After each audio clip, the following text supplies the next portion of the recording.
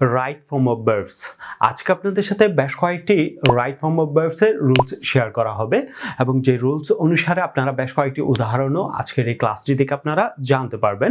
এখানে আপনারা বেশ কয়েকটি বাক্য দেখতে পাচ্ছেন। এই বাক্যগুলির মধ্যে আপনারা ব্র্যাকেটে বেশ কয়েকটি ওয়ার্ড দেখতে পাচ্ছেন এবং পাশে ফিল ইন দ্য গ্যাপস দেখতে পাচ্ছেন। তো সেই ফিল ইন দ্য গ্যাপসে আপনি ভার্বটি পরিপূর্ণরূপে বসানোর জন্য কোন নিয়মটি অনুসরণ করবেন আজকের এই ক্লাসটি থেকে আপনারা বিস্তারিত জানতে পারবেন। তো এই বাক্যগুলি ছাড়াও আরো বেশ কয়েকটি বাক্য আপনারা আজকের এই ক্লাসটি থেকে জানতে পারবেন। ফার্স্ট ওয়ান, এখানে প্রথম দিকে যে বাক্যটি আপনারা দেখতে পাচ্ছেন, দ্য ইয়ার জাঙ্কল। তো এখানে আপনারা ব্র্যাকেটের মধ্যে বি ভার্বটি দেখতে পাচ্ছেন। তো আমরা বি ভার্বটি এখানে বসাইবো ইজ হিসেবে আমরা বসাইবো। এর পরবর্তী অনেস্টি দ্য বেস্ট পলিসি, এখানে বি শব্দটি আমরা দেখতে পাচ্ছি। তো এখানেও বি শব্দটির ক্ষেত্রেও আমরা একই সেম নিয়মে এখানে ইজ শব্দটি বসাইবো ব্র্যাকেট থেকে। এর পরবর্তী যেটি দেখতে পাচ্ছেন হার হেয়ার ব্ল্যাক, তো এখানেও আমরা ব্র্যাকেটের মধ্যে যে বি ভার্বটি দেখতে পাচ্ছি এই বি ভার্বটিও আমরা এখানে ইজ হিসাবে বসাইবো। যেহেতু আমরা জানি যে বি ভার্বের ক্ষেত্রে যদি বি উল্লেখিত থাকে ব্র্যাকেটের মধ্যে আমরা এখানে 5টি ওয়ার্ড বসাতে পারি, am, is, are, was, were. এই 5টি ফর্ম থেকে বি ভার্ব উল্লেখিত থাকলে am, is, are, was, were যে কোনো একটি ফর্ম আমরা বসাতে পারি সাবজেক্টের পর। তো এখানে আমি দ্য ইয়ার এর পরে ইজ বসিয়েছি, অনেস্টির পরে ইজ বসিয়েছি, হার হিয়ার এর পরেও ইজ বসিয়েছি। তো এখানে ইজ আছে, এম আছে, আর আছে, ওয়াচ আছে, ওয়ার আছে। এই ফর্মগুলি না বসিয়ে আমি এখানে প্রতিটা ক্ষেত্রে ইজ বসিয়েছি। তো এখানে যে এই 3টির ক্ষেত্রে যে নিয়মটি আপনারা অনুসরণ করবেন, আনকাউন্টেবল নাউন, যা গণনা করা যায় না। তো এটার ক্ষেত্রে আমরা যেমনটি আমরা বলতে পারি অ্যাবস্ট্রাক্ট নাউনের ক্ষেত্রে, এর পরবর্তী কমন নাউনের ক্ষেত্রে। অ্যাবস্ট্রাক্ট নাউন বলতে এখানে গুণবাচক অংশটুকুকে বোঝানো হয়, আর কমন নাউন বলতে এক জাতীয় শ্রেণীকে বোঝানো হবে। অ্যাবস্ট্রাক্ট নাউন এবং কমন নাউন সাবজেক্ট রূপ হিসেবে যদি ব্যবহৃত হয়, পরে যদি কোনো শূন্যস্থান থাকে তাহলে আমরা ভার্বটি সিঙ্গুলার ফর্মে লিখব। আমরা সিঙ্গুলার ভার্ব লিখব। আবারও বলছি, অ্যাবস্ট্রাক্ট নাউন এবং কমন নাউন দ্বারা যদি কোনো সাবজেক্ট রূপ উল্লেখিত থাকে, এর পরবর্তী যদি শূন্যস্থান থাকে তাহলে সেই শূন্যস্থানে অবশ্যই আপনারা সিঙ্গুলার ভার্ব বসাবেন। তো এর পরবর্তী নিচে যে সেন্টেন্সটি দেখতে পাচ্ছেন, I A second year student. তো আমরা এখানে বিটা রূপান্তর করে আমরা এখানে এন বসাতে পারি। এর পরবর্তী এখানে বিটা রূপান্তর করে আমরা রুলস অনুসারে এখানে ইজ বসাতে পারি।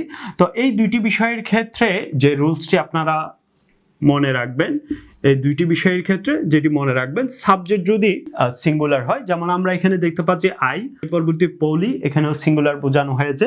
তো সাবজেক্ট যদি সিঙ্গুলার হয় তাহলে ভার্বটিও আপনাকে সিঙ্গুলার ফর্মে বসাতে হবে। সাবজেক্ট যদি সিঙ্গুলার হয় তাহলে ভার্বটিও সিঙ্গুলার ফর্মে হবে।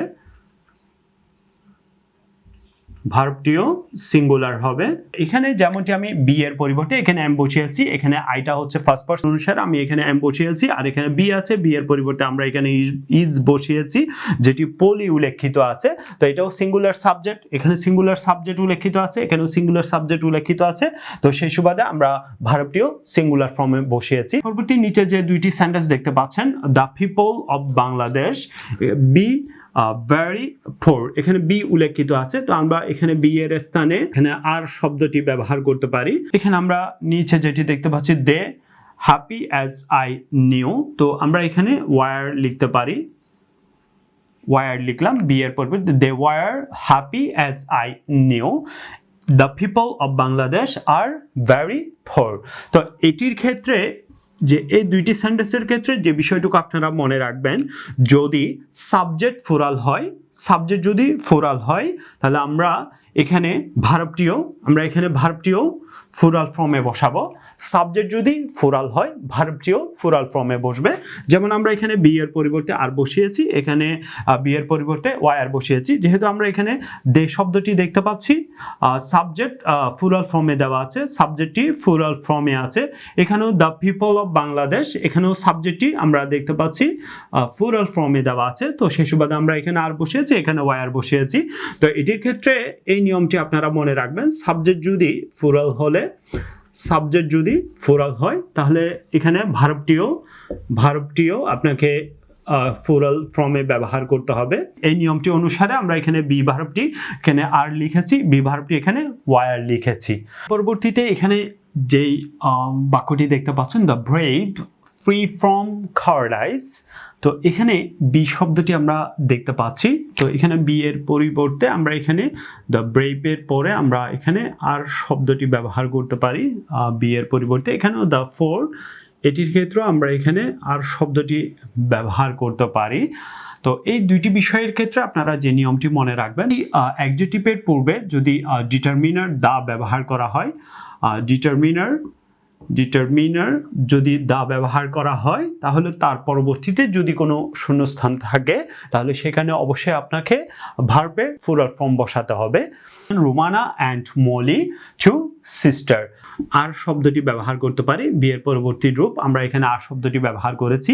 তো আসলে এটির ক্ষেত্রে যে নিয়মটি আপনারা মনে রাখবেন, যদি সিঙ্গুলার সাবজেক্ট অ্যান্ড দ্বারা যুক্ত হয়, সিঙ্গুলার সাবজেক্ট যদি অ্যান্ড দ্বারা যুক্ত হয় তাহলে পরবর্তী ভার্বটি অবশ্যই ফোরাল ফর্মে লিখতে হয়।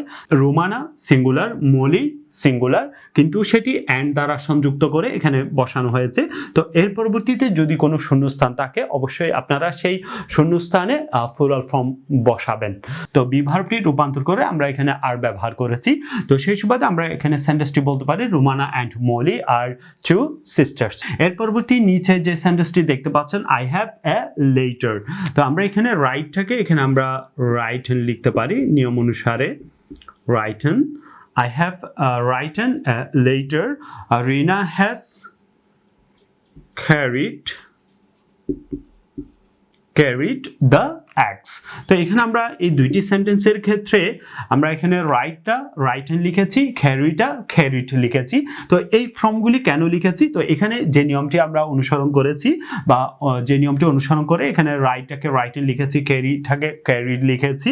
তো এখানে যে বিষয়টুকু আপনারা মনে রাখবেন, কোনো সেন্টেন্সে যদি have, has, had, shall have, will have বা হ্যাভিং এই প্রভৃতি ওয়ার্ডগুলি যদি থাকে, এর পরবর্তী যদি শূন্যস্থান থাকে তাহলে অবশ্যই ভার্বটি ফার্স্ট পার্টিসিপল ফর্মে লিখতে হয়। তো সেই সুবাদে আমরা এখানে রাইটটাকে রাইটেন লিখেছি, ক্যারিটাকে ক্যারিড লিখেছি। যেহেতু আমরা এখানে হ্যাভ শব্দটি দেখতে পাচ্ছি, এখানে হ্যাজ শব্দটি দেখতে পাচ্ছি। প্রত্যেকটি সাবজেক্টের পর হ্যাভ উল্লেখিত আছে, রিনার পর হ্যাজ উল্লেখিত আছে। তো যেই রুলসটি আমরা বলছিলাম যে কোনো সেন্টেন্সে যদি have, has, had, will have, shall have বা হ্যাভিং প্রভৃতি ওয়ার্ডগুলি যদি উল্লেখিত থাকে, এর পরবর্তীতে যদি শূন্যস্থান থাকে তাহলে অবশ্যই ভার্বটি ফার্স্ট পার্টিসিপল ফর্মে লিখতে হবে।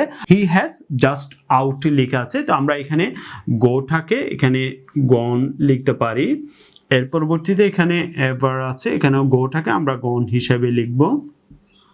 হিসেবে লিখলাম।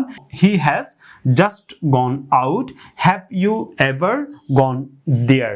তো এটির ক্ষেত্রে আপনারা যে নিয়মটি মনে রাখবেন, কোনো সেন্টেন্সে যদি just now, already, yet, ever, lately প্রভৃতি ওয়ার্ডগুলি থাকলে তাহলে বাক্যটি প্রেজেন্ট পারফেক্ট টেন্সে হয়। তো সেই নিয়ম অনুসারে আমরা এখানে বাক্যটি প্রেজেন্ট পারফেক্ট টেন্সের নিয়ম অনুসারে আমরা এখানে গোটা গন লিখেছি, এখানেও গোটা গন লিখেছি। আজকে আপনাদের সাথে আমি বেশ কয়েকটি ইম্পর্টেন্ট রাইট ফর্ম অফ ভার্বসের রুলস শেয়ার করেছি বা বাক্য শেয়ার করেছি। বিষয়গুলি সম্পর্কে যদি আপনাদের কোনো অভিমত থাকে অবশ্যই আপনারা কমেন্টে জানাবেন। এই ভিডিওটি যদি আপনাদের ভালো লাগে অবশ্যই ভিডিওটিতে লাইক দিবেন এবং এই ভিডিওটি শেয়ার করে সকলকে জানার সুযোগ করে দিবেন। To learn more English, follow me Facebook and subscribe to YouTube channel. Allah Hafiz.